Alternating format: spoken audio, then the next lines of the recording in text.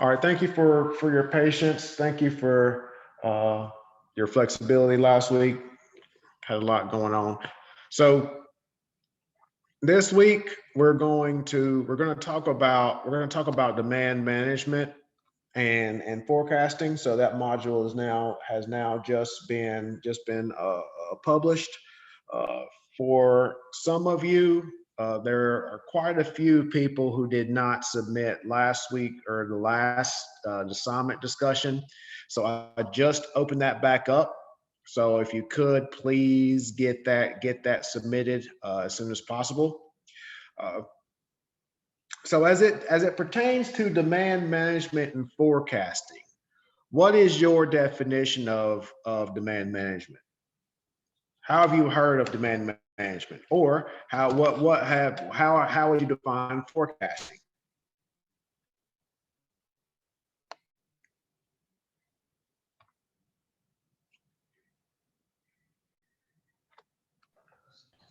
Forecasting would be like seeing what you know to try and predict what will happen next. Mm-hmm. All right, here he is. Just when we get started, give me a second.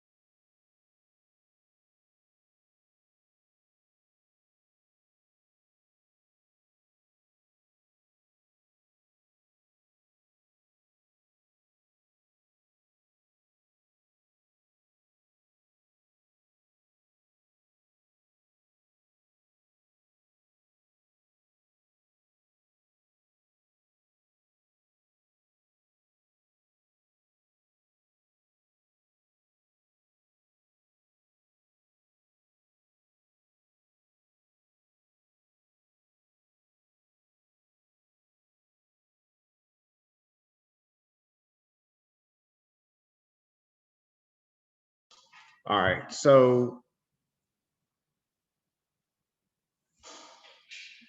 yeah, so in terms of forecasting, you just want to predict. You want to look at previous history to predict what you're going to anticipate in the future.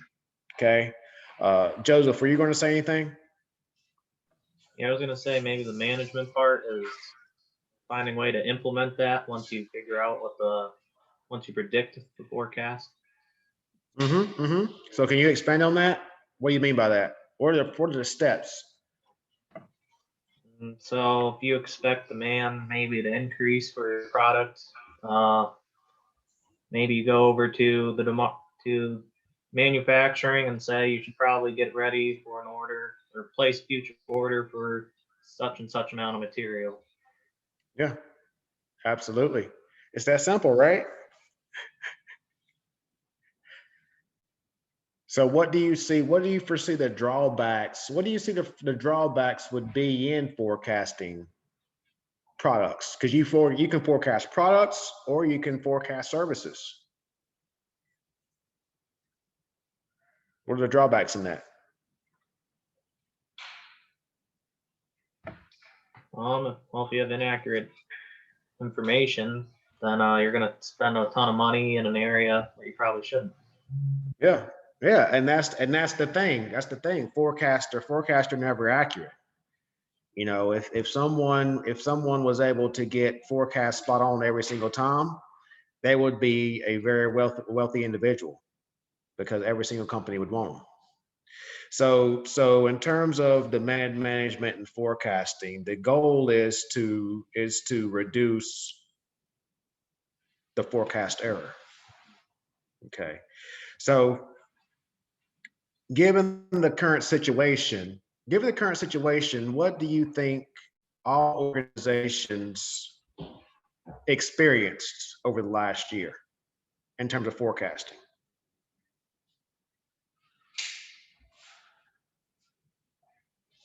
Anyone? Can you say that one more time? I'm sorry. I said, what have you, Ethan? What do you think that organizations have experienced within the last year in terms of forecasting and demand management? I mean, I think it depends on the kind of faucets they're using. I don't think they would have saw much of a difference if it was just local community building. But if they somehow transitioned to online, it would probably have exploded like exponentially. Yeah, yeah. So exploded because of what? I think there's just an unparalleled internet usage ever before seen. Yeah. So why you just have so many people, and then digital marketing is just on top of the world right now. So. Mm-hmm. Any other thoughts on that? I think companies probably experienced incredible losses before the pandemic hit. Those people that were forecasting maybe like huge demands for their products, then all of a sudden the pandemic hits. That inventory is probably floating now with like so much money spent on those products that eventually like customers weren't willing to spend on anymore, and those predicted values just turned into a nightmare for them. Yeah. So, and that's what I was looking for in that. Whenever I would say the March, April timeframe of last year, because we had such a heavy reliance on China, right? All of the raw materials were coming over from China. So when China was shut down in January and February of last year, now everyone had demand for those raw materials. Okay. And because a number of different materials had to shift from, PPE to make masks and things like that, now we have what we refer to as a supply chain disruption. Now, those forecasts were now moved to different months, right? So I had one graduate student where she worked for Serta that made mattresses. But because the raw material for mattresses also went into those masks, for the PPE, now their demand just increased exponentially because they could not get that raw material for those springs that go into mattresses. Right? So now that demand has shifted, and now now that forecast has shifted, I should say, but now the demand for that raw material, for those springs, for that metal, is pretty much pushed out to the end of 2021. So that's just one example. So if you look, so why do you think the price of wood went up? What, 3-4x in the last year? Like a lot of it comes from Canada, and it costs money to transport it in across the borders. So transportation costs went up. And then the fact that people probably were out of work, it probably took more time to cut the wood to size and all that. Yep. A lot of people were at home doing their DIY projects because they had nothing else to do. Also, you had enterprise environmental factors such as the interest rates. They were at historic lows. So now people were buying homes. So now that there was an increased demand for homes. So with an increased demand, you have to increase the supply. So now, and a lot of individuals were building homes. You need lumber to build homes. So that increased the demand for lumber. And now you have a demand, now you have a lumber shortage, right? So now you are transitioning the power to the source, right? So now, so if you just look at the forecast or the demand management for lumber alone, you have that demand coming from so many different sources. You have the demand coming from home builders. You have the demand coming from the Lowe's, the Home Depots. Home Depot's actually in my house right now. You have the demand coming from the Home Depots because us as consumers want to, have projects within our homes. So we want the lumber. We want the same lumber that the home builders want. So now, how does the Lowe's and the Home Depot, forecast that? And that's where this whole discussion of demand management and forecasting comes into play, right? So, is anyone still a little bit confused on forecasting and demand management, or do we get it? Because it's very important. All right, perfect. So demand management goes regardless of what industry you're in. You're always going to forecast. You're always going to have this concept of demand management. So we talk a lot about products, and again, everyone can relate to it. Everyone can relate to the pandemic, and everyone can relate to the toilet paper shortage of all things that we had, back in the March timeframe. But I referred that into an artificial spike, right? Just because of the pandemic did not mean that people were using more toilet paper, right? No, they were hoarding it. They were hodling it. My crypto people out there. But anyway, but they were holding all of this toilet paper, and it created an unexpected spike. It created an unexpected demand. So now the Walmarts and the grocery stores were forecasting higher levels of toilet paper because they couldn't find it. So now fast forward a year. Now you go into grocery stores, you go into Walmart, and you see toilet paper all over the place because those orders were filled from months ago.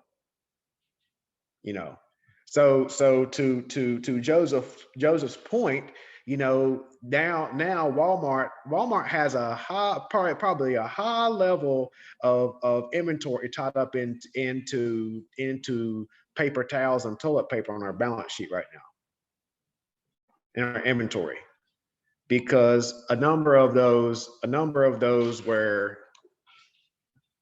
This is what to expect moving forward. You just read through that. If they don't hear from them by that date, they'll contact them and that's scheduled. All right, thank you. Hey, your wife did say something about hardwood for upstairs? Yes, hold on a second. Yeah, so on the, what's this thing now?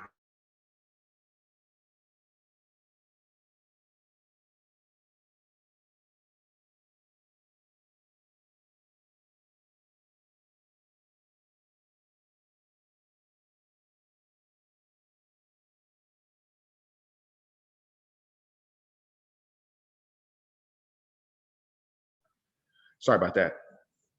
So we have, and that's, so the toilet paper is just one example. You also have the PPE. You also have the gloves. You also have the mask. And these supply chain disruptions, which I refer to, this is only the beginning, as I said before. You know, and I think that a lot of organizations are performing lessons learned assessments from this pandemic. You know, I've been a part of those. I actually just got off the phone, got off the phone at 9 o'clock this morning to do a conference on what can we learn from the pandemic. You know, a conference in the UK. What can we learn from the pandemic from a supply chain planning perspective? You know, so that's one thing. That's one thing that we talk about. And I just posted the discussion that you have this week, and it's on one topic that a lot of people have been asking me about with demand sensing. And I think did I mention demand sensing before in here? Okay. So demand sensing is what we refer to as near real-time forecasts. So we're going to use artificial intelligence to pull in real-time data, quantitative and qualitative data, which we're going to get to shortly, to provide us with feedback into what is the consumer perceptions, consumer buying decisions to make our forecast more accurate. So demand sensing is one thing. Demand sensing is one thing that was introduced by SAP. SAP is the largest ERP organization in the world. It was introduced by SAP last. It was like actually pre-pandemic. So it's one thing that's very, very early on. But we've been talking about demand sensing for a number of years, but it's just been adopted within enterprise applications. So there are benefits and drawbacks to demand sensing in that we're pretty much scraping the net based on customer buying decisions. So we're taking that. So now we're getting into that qualitative analytics. So if we're scraping the net, if we're scraping Instagram, if we're scraping Facebook, what are the benefits and the drawbacks to doing that to input and assist us in deciding how much product we need? Because if you look into Walmart, if they're depending on that data, you're talking about millions of dollars. What's the benefits and drawbacks of that?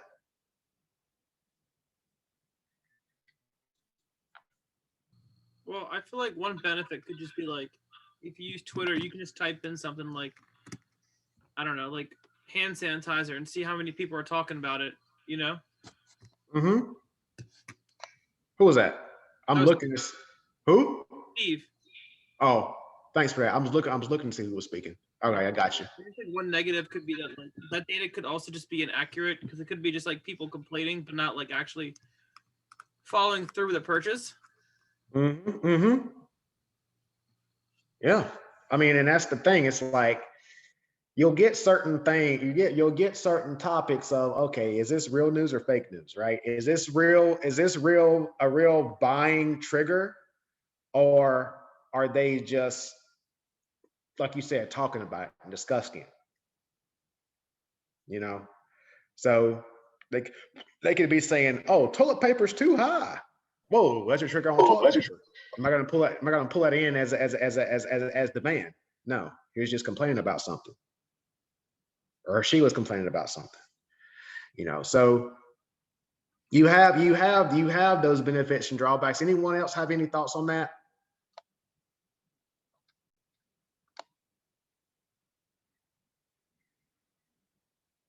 All right, let's see if anyone else. Demand, were you gonna say something? No, I actually just had to log on my phone, so it unmuted me. Okay, perfect. How you doing? I'm fine. Thanks for asking. Perfect. So what would be, so let me back up. So you have quantitative data. So the quantitative data is the numbers, right? It's the sales that I would get from previous history. So I sold, $1.5 million in raw metal last month. That's the quantitative data. The qualitative data is going to be that information that I'm pulling from Instagram, I'm pulling from Facebook. I could actually pull videos and actually transcribe videos and pull that actual data from those videos. That's some of the things we're working on right now. How could I take videos from YouTube, transcribe it, and input that into a forecasting solution to get meaningful data out of it, right? And we're seeing, is that going to be feasible? Now you can get, the IG Live, the IG Live discussions and things like that, and get that real-time feedback of users. But you could also use tools like YouTube to track and find patterns on certain data to actually add to your historical information. So if I'm looking at artificial intelligence and I'm looking at machine learning, those tools only work with data, with a lot of data. So if there's a certain topic that people really aren't talking about, my perfect example, quantum computing, because I'm starting looking at that. Many people aren't talking about it. So there are a ton of research presentations on YouTube about quantum computing. So that might be one of the main areas where I pull that data and I start to transcribe that data and I start to collect that data in conducting a forecast to understand what type of equipment would I need for quantum computers, for example, right? Like, for example, for artificial intelligence, I need expensive GPUs. So I could pull data from audio files and start to transcribe that, and I can start to build a forecast for my NVIDIA GPUs, my NVIDIA Tesla GPUs. So you're going to, again, we're very early on in that discussion, but that's where the future is going. We can talk about forecasting all day long, because forecasting, the practice is hundreds of years old. But the thing is, within higher education, it's like, where is it going? Because once this thing has adoption, as we've seen with cloud computing, it's out of control. And if you're left behind and you're trying to learn it, you're behind. So that's why I'm heavy on these emerging technologies. And I just, like I said, I have the strategic management class, and I'm trying to discuss, social media as much as possible. Because the content that these marketing students read, these marketing students learn within the classroom, you're not talking about social media. But without your knowledge of social media, you're gonna have a tough time in your role if you're a marketing student, right? Same thing with supply chain. Without your knowledge of ERP applications, without your knowledge of artificial intelligence, without your knowledge of blockchain. Yes, we're 3 or 5 years away, but no, when those 3 or 5 years hit, there's no stopping it. So, some people, all right, so let me back up. So some people say I was crazy when I was talking about blockchain in 2019, but look at what blockchain is doing right now. And if you go on TED.com and you look at my videos that I did in 2019, the things I was talking about back then, that's what's happening now. So now people don't think I'm crazy anymore. But the thing is, now I'm on to the next thing. Now I'm on into how is artificial intelligence going to be integrating with this blockchain I was talking about 2 years ago that you're now just talking about, and you think you're brilliant because now you're talking about it. Whatever. Right? That's the mindset we have to have, in my opinion. Right? And with forecasting and demand management, that was the first place where artificial intelligence was introduced within the supply chain industry. So almost every single ERP provider has artificial intelligence built in to their forecasting tools. So that's why I'm discussing these applications. So once you start getting into the supply chain industry, you're going to start seeing more and more of AI within your tools. And you're going to start seeing more of of augmented intelligence. You're going to see more of this industrial automation I refer to. So you have to have, and you're not going to have to code, but you're going to have a foundational understanding of this quantitative information and then this qualitative information, because that's what gets fed into these forecasting solutions. That makes sense?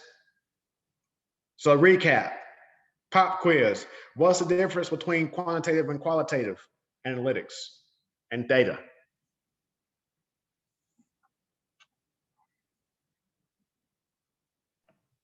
Quantitative would be numbers. Qualitative would be like the word of mouth or what people are talking about. There you go. Perfect. It's that simple. Don't get intimidated by the fancy term. It's simple. Quantitative's numbers. As the N, I always say quantitative has the N in it. Quantitative has the number in it, right?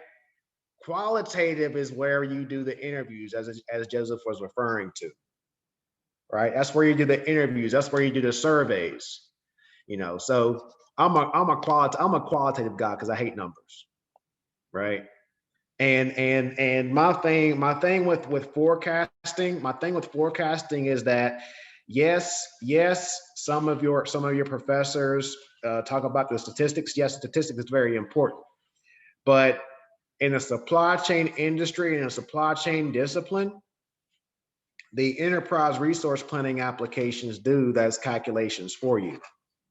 I was in the industry. That was my space for 20 years. I didn't crunch many numbers in those 20 years because I had the tools to do it for me, right? But you do have to have a foundational understanding of, and you're going to read this in the chapters and the content. You need to have a foundational understanding of the correct method to use for your particular. I got 45. The correct method to use for the forecasting model that you're going to select. Now, I'm just checking to see. Give me a second. All right. Now, I'm going to run through this really quick. Give me a second.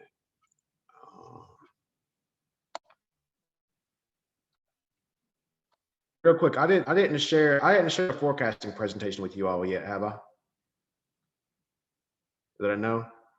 Is that a no? Yeah, it's a no. Okay. I get my classes mixed up. I'm sorry.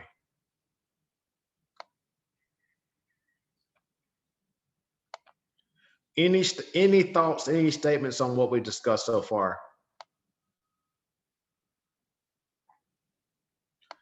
So while I look for this, we talk about forecasting and demand management from a product perspective, but how do you think forecasting is going to be important from a service perspective? It would definitely make just doing inventory counts much easier. But like that said, it could also be inaccurate. You know, if somebody forgets to fill out some kind of form or forgets to count something, it could be a little inaccurate, but it will definitely help out with just the inventory that's in stock. Right. Excellent. Anyone else?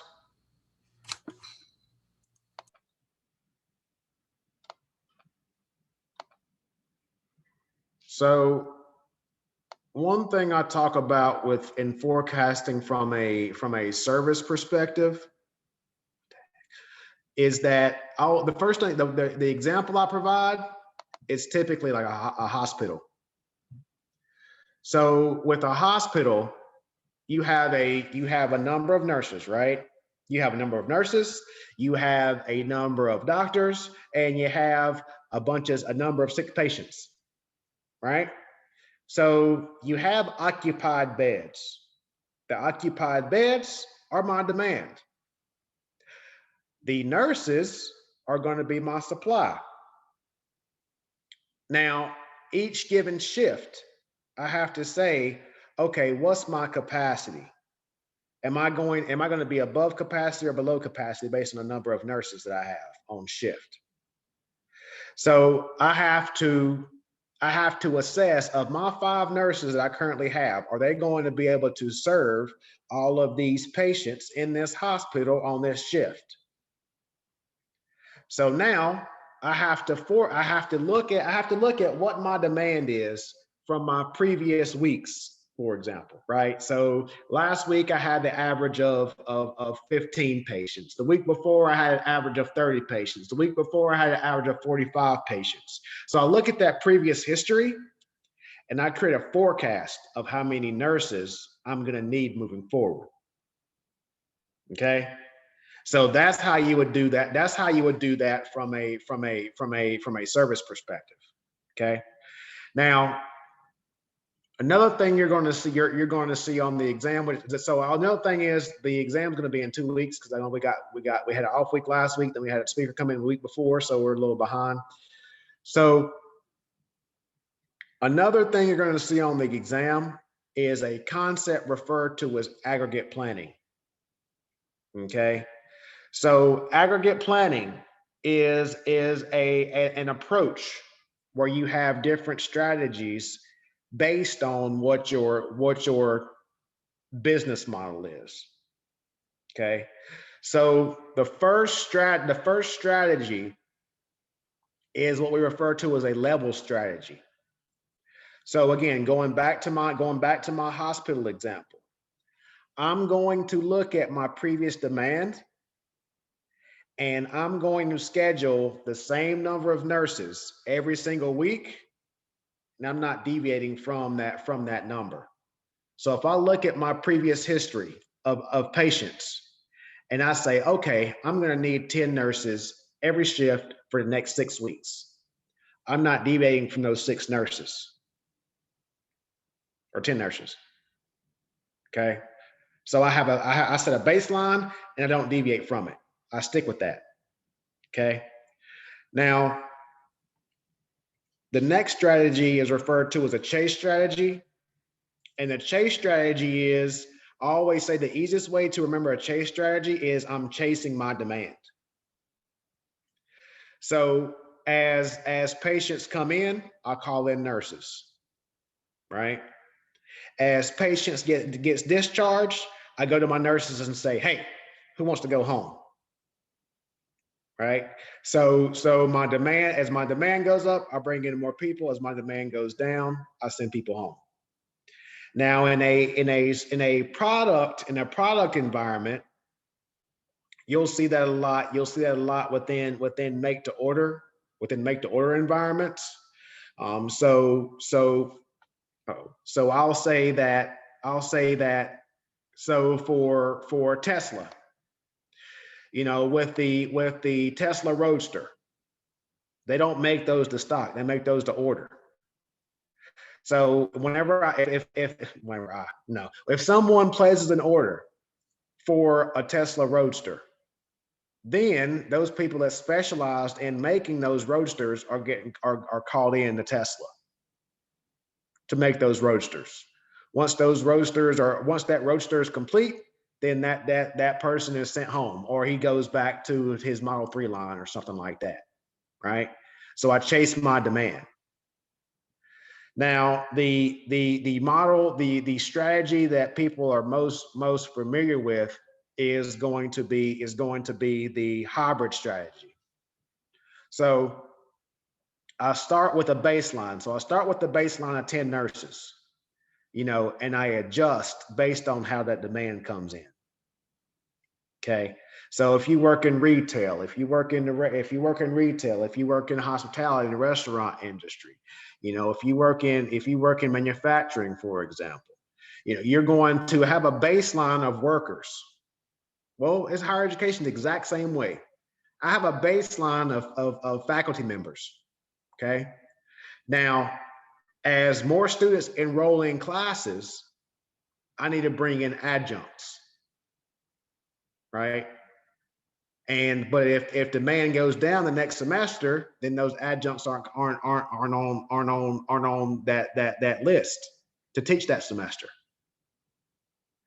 Same exact thing happens within the manufacturing or in retail, for example. So I have my regular number of employees working at Under Armour, right? But as demand goes up, during Christmas, I'll bring in temps. I'll bring in seasonal help. But once January hits, then those temps are no longer employed for Under Armour. Under Armour no longer needs them. So they have that baseline of employees, of 15 employees at that Under Armour store. And as demand goes up, like in Christmas, they bring in temps. And as demand goes down after Christmas, those temps go away. All right. So does that make sense? And how is that demand? That's demand management. That's demand management. And if you look at the organizations you work for or intern for, you'll see that. Right. So, and again, I would say in most cases, you're going to see that hybrid model where you have the employees that are always there, and then they'll bring you in, or you're a part of those employees, and then you'll have temps come in and come out, all the time. So that's a whole market in itself with temp agencies. With temp agencies, the organizations forecast and say, "Oh, we're going to see a spike in production based on our forecast," right? And now we have to call a temp agency because now we're short on staff.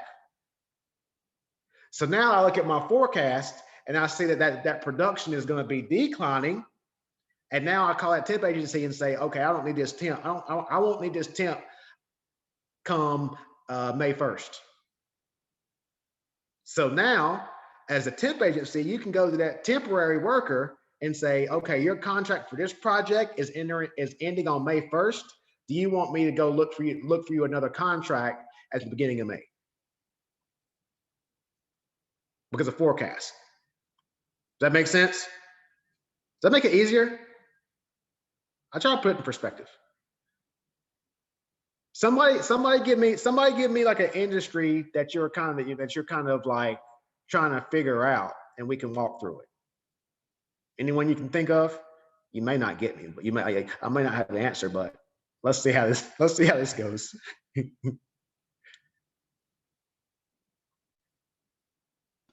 I'm trying to think of like the need for like paralegals and such. Like, there's how many attorneys does a firm really need? And like, how much do they actually require? Because they only take an X amount of like cases per year. It's not infinite. That's an excellent one, because how can you forecast how many court cases are going to come up, right? Now, that's an excellent one. That's a real good one. So, like, you may see a spike in paralegals or in lawyers like during the holidays. right? Because you're going to see an increase in court cases. You're going to see an increase in court cases like during Thanksgiving, Christmas, New Year's. Okay, I'll let you figure it out. But you know, so you can forecast to an extent in that situation. Outside of that, I got nothing for you because I don't know. I think you see like more paralegals as well in the summertime in a like in the inner city as well. Why is that? Well, I know Philly. I mean, like where I'm from, summertime. You know how they always say the block is hot. You know. Oh, everybody's outside. Everybody's getting in trouble, huh? Ah, interesting. Interesting. See, I was thinking of it. Well, all the students ride to school, so they're trying to find internships. No, you got a different perspective on that one. Yeah, for sure. I mean, being up here, I'm looking for internship, but you know, being from the inner city, like you know, I think he put more cops on as well. My uncle was a cop, and they definitely have like a bunch of more overtime during the summertime. Well, that's true. I mean, nobody's going, especially in Philadelphia. Nobody's going out when it's 5 degrees outside now, are they? So, any other situations where you could look into forecasting? Ethan, that was a good one. I'm still thinking about that one. You still got me on that one. Anyone else? I'm just thinking of Yes, like sir. personal experience at my job. Like it's a much simpler example, but I work at Starbucks, and our new seasonal products that they send out, like we get so many customers for pumpkin spice, you know, that classic drink that everyone gets. Yet this year for spring they come out with pistachio, and they send us the same amount of Yuck. syrup as they do pumpkin spice, and we're not selling any, and my managers are pissed off. But I don't know how whoever's forecasting sales for a pistachio latte to be the same as pumpkin spice, there's something going on at Starbucks headquarters. All right, answer me this question. Have you tried it? It like, all right, it's not bad, but if I wasn't like supposed to taste it at our like You wouldn't have touched it. no thought.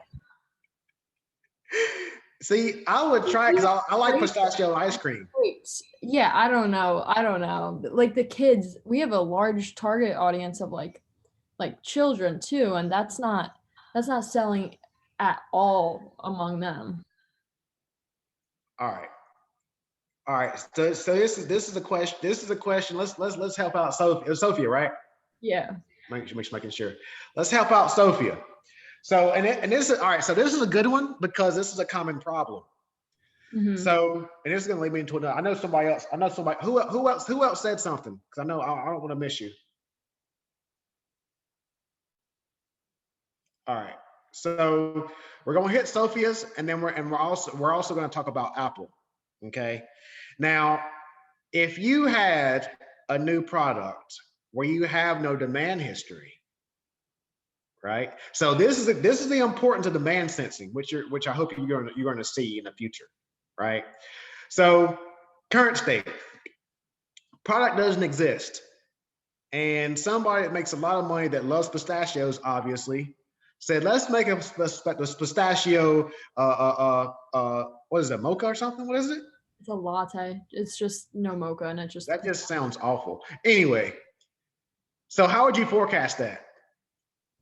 I mean, I guess you could take the fact that people enjoy, like you said, ice cream, and I think it's definitely like something that could be related and tied into a seasonal item. Maybe they're trying to create that kind of like image around it. I don't know, maybe they look at sales in like our unusual seasonal places otherwise. I just don't know how I don't know how they expected that grand of a, you know what I mean? Like, I don't know. I don't get that. All right, so let me. Whenever you don't have an item, whenever you don't have demand history on an item, you take the demand from a new item. Like You take the demand from the closest similar item that you have, right? And you take that forecast, you take that demand and you plug it into the forecast for this brand new item. Okay. So whenever you mentioned the what was the other latte? The pumpkin spice. Pumpkin spice, yeah. So whenever you take the demand from the pumpkin spice latte and you plug it into the pistachio forecast, that's traditionally what we do. So is that what you think happened? I would think so. I mean, they could also look at other seasonal flavors other than pumpkin spice, maybe. But Right. So they took the most popular one because Yeah. I tried the candy cane mocha. That one's awful too. Sorry, but that one was more realistic because I'm pretty sure the demand for that one was not that good. Oh, the peppermint mocha? Yeah, that one. Nah, you'd be surprised. It was good. It was. Oh, we sell it like constantly. Oh, I don't like it anyway. Maybe that could we're supplied a lot of that too though, so maybe they could be comparing it to that popularity as well. It's just seasonal flavors in general, I would say then. Yeah. So yeah, they kind of threw pistachio into that seasonal flavor bucket, and the demand is the same across the board. You see, that makes sense. Does that? I'm asking like I know, but you're going to be able to tell me more. You're telling it how it seems it is. Say it again. You're telling what you're saying is how it definitely seems the mentality really like played out here. Yeah. So like the peppermint mocha and the pumpkin, like that demand that like you got the same amount of supply. Yes. And the pistachio. Mm-hmm. Yeah. So it's like they're throwing it in that bucket, and that's what the demand is. Yep. Yeah. Can I say something with this? Yes, please. In my opinion, pistachios are not one of the more popular types of nuts. Like, it's not one of the more I talked love about them. kind of nuts, which makes it an interesting choice for this, in my opinion. I love pistachio. That's my favorite nut, but I wouldn't drink a coffee drink. That's for sure. I like pistachios. I eat pistachios on their own, but I've never had like a pistachio flavored product before, much less a pistachio flavored drink. You never had pistachio ice cream? Yeah, I've never tried pistachio Try ice it. cream. It's phenomenal. Love it. Oh, So I wanted to add on to the pistachio thing because my sister, remember I told you guys that she baked cakes. So she also like started like a crumble line. She's starting. People have actually been asking her like, could she try making pistachio? Mhm. I personally don't like pistachios, but she's been making it, and so far as people been wanting it. So it may be like an upcoming trend or something that businesses may want to start taking on. Yeah. I have some that on. I also work at Starbucks. I'm a supervisor there, and we sold out of the pistachio latte in like 3 days, like the whole inventory. No way. Yeah, in my area, like Wait a minute. No, well, I work at my store is the busiest in my entire district, and we have like overflowing cases. yeah, no, we sold out in like 3 days. I live up in the Radnor area, like near Villanova. Oh, okay. Yeah, no, I'm not around there, but Yeah. that's really interesting to hear. And what's even more weird about Starbucks is like there are some stores that sell like 3 cases of cheese danishes, but don't sell any other pastry. We give away like all of ours every single night. Yeah, no, but yeah, I guess it's like some It's areas. demographics.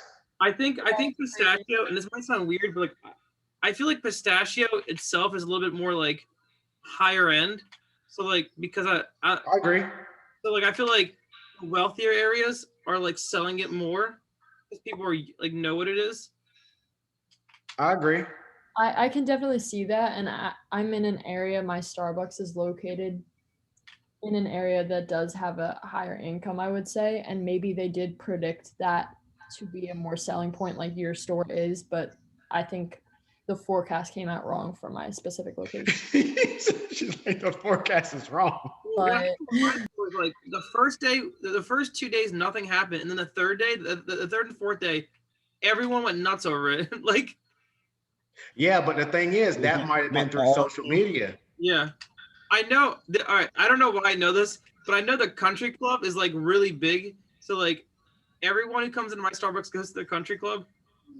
And I only know that because the one lady offered me like a membership there for free. I don't know why, but she was You saying that take like, it? I hope you took it. gets spread around there. Do you go to Overbrook Country Club? I don't go. I'm not. I'm listen. I'm just living at my girlfriend's house because it's close to the my Penn State Brandywine. But they just like, I don't know. They think they're all about me because I'm really talkative at work. Oh, okay. I used to actually practice golfing at Overbrook Country Club. Oh, it's awesome. I do know where that is because I applied for like a groundsmith job there a couple years ago. Is the pistachio thing is it like limited? Yeah. Yeah, I think that has to deal with it too. Because a lot of people, they just want to be trendy and say, "Oh, I got the pistachio." Well, yeah, and that's another thing, right? That's another thing. So, who's heard of Trogs, the brewery? Oh, I love Trogs. So the Mad Elf was a seasonal thing, right? And everybody went crazy over it. Like, it has a cult following. Like, they make this one drink. Let's make this one drink, right? One beverage where it's like 13% or something. It's like it's mead and cherries and things like that. And there's these websites where people pay big bucks for like a 12-ounce bottle, and you ship it around across the country because they only make it once a year. So they forecast. So Trogs had a big problem with forecasting Mad Elf because it wasn't based only on the demographics in Pennsylvania. People would stock up on this and ship it across the country. 20, 30 bucks a bottle for a 12-ounce bottle. So I mean, this was like years ago. I hadn't been there in forever. So you have these things, and my whole point is you have so many factors that you have to consider. And Stephen and Sophie actually brought this up. You have the demographic data you have to consider. You have social media you have to consider. You have these circles that people frolic in. You have to consider. And that's why forecasting is big difficulty. I was going to say problem, but it's a big difficulty. So, and that's why I see that this demand sensing is going to be huge. Because, for example, in those two discussions that we had, both of them were in, how far are y'all from each other? You all from each other? I'm not sure where you're from. Yeah, so you're from Radnor. I'm about like an hour and 15 away from you. Okay. So and look at it from Starbucks perspective. Starbucks probably they're an hour and 15 minutes away from each other, right? They're pretty much in the same region. If you look at all the thousands of Starbucks in the US, they're in the same exact region. They're in the same exact district. I can guarantee you that one. So when I'm forecasting, they're getting the same exact product. They're getting the same exact inventory numbers. They're getting the same exact product. I'm not going to slice it from a Starbucks perspective, from a corporate perspective. They're not going to slice it and dice it that much to understand that Steven's store needs more than Sophia's store. They're not going to do it. Well, we can to be honest, it's not cost effective. There's like a daily order that we can do on top of that. Say again? There's like a daily and then there's a weekly order where we can just like order more inventory if needed. Oh, okay, I got you. But what do you do? But can you transfer? So in Sophia's case, whenever she has, so Sophia's overflowing with pistachio lattes, right? And your store needs it, right? Yeah, but it's discontinued now, so it's like they don't if we once we run out, that's just we run out. There's no more. Right. But I'm saying, but whenever it was, so Sophia, y'all still have it or no? Yeah, we still have it and it's still on our menu. Yeah. So do y'all have like transfer like a model of transfer inventory? So so Stephen, could you go in and get all of Sophia's pistachio mocha? Yeah, if I really wanted to, I could do that. Yeah. So that's another thing. That's a totally different conversation where you have this distribution requirements planning model for a number of organizations. So if Stevens country club fans came in and said, we got to get this pistachio, I want this pistachio, then he could go to Sophia store and get all theirs. Right? And you also have this from a supply chain perspective whenever you're going to be saving money, because that's already on Starbucks's books, right? So now all we have to do is just increase our inventory, our transportation costs, and just transfer an hour and a half down the street, for example, as opposed to purchasing all the raw materials, from our suppliers, shipping it to the Starbucks factory, mixing it up, and then shipping it to all these stores. Now we can just transfer it. We already own it, So you have all of these situations that arise for organizations, and just think of it only from a Starbucks perspective. How many items do you think Starbucks has on their that they would sell in a store? And you have to understand how to transfer all this inventory, and how to purchase this inventory, and how to forecast this inventory. Right? Now, Stephen and Sophia, do you all forecast your own products, or Starbucks like a truck just shows up and you just get product? So I'm actually a supervisor at Starbucks, and like every night, like I would have to do the count, like with how much milk we sold and all that stuff, and then the next morning, whoever like opens up a store, they would do the calculations by hand, or just order what the par is, and the pars are managed by just what was last week sold, and then if we need to adjust it, we can communicate that with one another. I know like recently we've been selling like a lot of the sausage bacon wraps, so we had to increase the par from like 11 a day to I think like 15, 16 a day, and then but if that gets too out of hand, we can always just do it by hand and calculate that. So you would say your par's a kind of equivalent to to a forecast for each item. Yeah, I would say that. Mm-hmm. Now, so whenever you place your order, do these orders come from a distribution center somewhere, or are they just, you don't know? So they come from Balford. I know like the milk and the food, they come from Balford. I don't know if Balford itself is like I guess it's a distribution center. Like almost, it's definitely a middleman. Yeah, it's a distribution center then. Well, I don't know. It's a distribution center for somebody. Yes. Because like Starbucks may have like a third-party logistics provider where they store like all that product. So it may not be like a Starbucks distribution center, but it may be a 3PL that stores all the Starbucks products for all the stores in your area. That makes sense. I know like other companies also use Balford, so I know it's not just like a Starbucks exclusive. Yeah, it's a 3PL then. Yep. Sophie, were you gonna say something? No, yeah, I was just saying that's the same for us as well. Balford comes through with a huge truck like every single night. Yeah, and then we have like Office, like we can order stuff from like Office.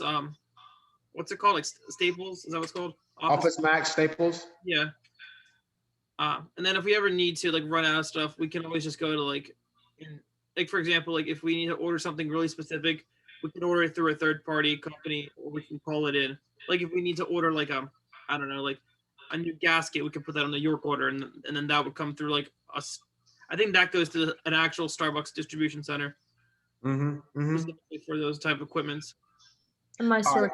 I think you mentioned like we'll just if we run out of like coffee filters or something, our district stores, we all like do like immediate drop offs. We'll send like a faculty member out, and we can just help each other out store to store. Yeah. Yeah, that's pretty cool. But yeah, I mean, all this stuff. So, and the thing is, all this is supply chain management if you think about it, right? And my question to you and Stephen and Sophia, did you look at it that way before this class, or does all this stuff kind of, oh crap, that's that? Does that make sense? Or are you like, oh yeah, I knew about that. I'm just curious. Go ahead. I would say maybe a little bit of both, just because of like I've been supervising for almost 5 years now. So like I'm trying, like, you know, when you at one point I wanted to be like an assistant store manager, but I didn't want to do that because it was too much work. But like I had to learn all those terms and all that stuff. But I definitely learned way more in this class than in terms of like supply chain and all that jazz. Excellent. Sophie, were you going to say something? Yeah, I would say I agree. Like working at Starbucks is like a real-time example of constantly being surrounded by supply chain management. It's an amazing example. That's why I keep asking y'all questions. The supply chain management class like makes you have that perspective at your daily job. Yeah. Yeah. It definitely realizes how more important it is than just like because there are some stores that are in they didn't do this anymore, but my store was nominated for like a an AI kind of ordeal where it was like the computer was handling everything, and it was only a few stores that in the world that like got this like proposal, and basically they wanted to try and see if, hey, like if we let the computer handle this, how accurate is it? And they tried it for I think my store was like 6-7 months, and you know it never like evened out like they were hoping. And that had to do with, like, if Balford made a mistake, if you know we made a mistake on our end, if for one random week there was just somebody there, if there was like a photo shoot or something in one random week, like a person ordered 100 breakfast sandwiches, which has happened. There was like a lot of like anomalies that like came into play that were definitely more than just like like one-off incidents. Does that make sense? Yeah. So all right. Let me understand what you're talking about. Yeah. So and then, all right, and everybody, this does tie back into forecasting. All right. So work over here. So were you trying to let the AI tool run everything without any human intervention? Yes. Well, in terms of the food bars, yes. But except the milk count, like the milk counts, ordering the milks, because that does vary day to day, and we need to like double check. Yeah. But in terms of food, that was all going to be handled by the AI. Yeah. So, oof. See, and as much as I love AI, I would never, ever propose that. Yeah. You know. No, this was in 2017. So, like I said, like, and obviously since then the technology has changed. So. Yeah, but still in 2021, I still don't propose that, and that's why I say it's augmented intelligence. It assists us, so it's going to make a suggestion to your pars. That's what I say AI should do. And then you can just go, instead of you doing it manually, you just do a quick look. Yeah, oh, this looks good. Oh, wait a minute, this one makes no sense. And how many hours is that going to save you? Right? You know, 15-minute review of what this AI tool proposed for you, and you amplify that by the thousands of stores that Starbucks has. Look at how many millions of dollars Starbucks has just saved. I'm not getting rid of any employees. I'm just having that store manager just do a quick look of all this, but you still have to say that you have to look at this, because if this thing is messed up, you're accountable for it. then they're going to look at it. Because that's the problem with AI right now. Everybody has too much reliance, too much dependence on it. And that's why I say it's only a tool.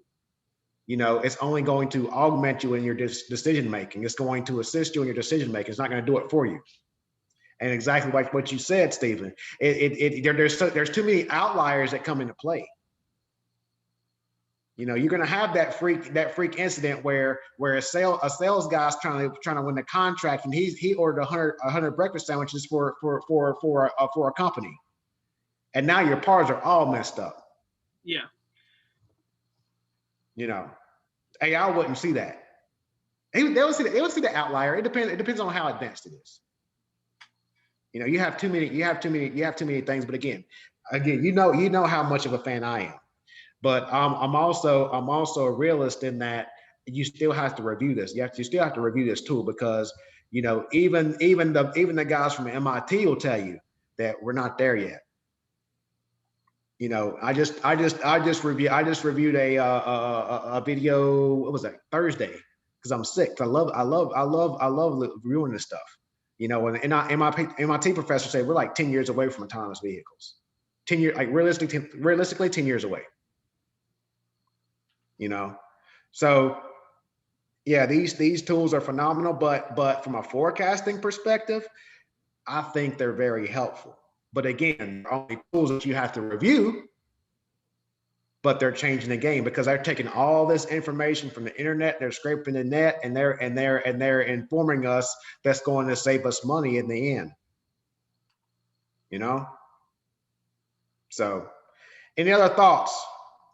Wrapping up. So I don't want to start anything else, because we might get off. But that was a very good discussion. So thank you, Stephen. Thank you, Sophie, for that. I mean, I think that those were, everybody knows Starbucks, right? So now you can relate it to a company. So now you see where forecasting and demand management comes into play with items that so even if you are a pistachio fan, now you can see why your pistachio orders are out. You know? So blame it on the Starbucks. Blame it on the forecast if your products are out. Because really, in reality, every single item in the store is based on the forecast. So whenever you have stock out, whenever your store doesn't have the item that you want, it's because of the forecast. The forecast wasn't accurate, or you had a particular spike. You had a particular spike for an item, and whenever the pandemic happened, you know, you had analysts coming out and saying that manufacturing facilities were too lean. You know, and you know, I came back and said that these organizations can't hold pandemic inventories. I can't hold inventory for something that's going to happen. Like I said before, like I said, probably in every single class, it's one of these things. It's going to happen again. It's going to happen again. But organizations can't hold inventory levels for it whenever it does happen. You know. So gotta do the best we can do. Any other thoughts on that? Again, we're gonna have a class next week. I have to double check to see what the topic is. We're gonna have a class next week, and then the week after we'll have an exam. So exam 2 is gonna be 29th. All right. And any other thoughts? Danielle, if you're on, I have your text. I'm actually looking at that because I didn't see that universe. I didn't see what you're asking for. Yeah, I see you, Danielle. All right, anything else? All right, y'all have an amazing week. If you, Zach, do you have a question? No. Okay. Yeah, if y'all have any questions, please send me a text message. I got hung up with moving this week, so I have literally 200 emails I have to answer. So if you have a question, please text me. I'm trying to get through my emails. Thank you. All right. Thank you. Thanks. Thank Thanks, you. Stephen. See you Thanks next for, All week. right, thanks thanks, for that. I really Professor. appreciate that. See you next week. See ya. Have a nice day. All right, you as well. I got a question. That's a personal question. Yeah. Do we have a quiz something this week or not? There's a discussion I just opened. I just opened it like 30 minutes ago. Okay, thank you. Mm-hmm. Yeah. Have a nice weekend. All right, you as well. Domina, you have a question?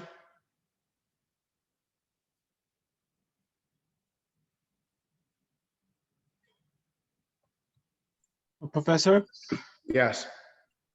so I emailed before said I will send you a Zoom link after the class.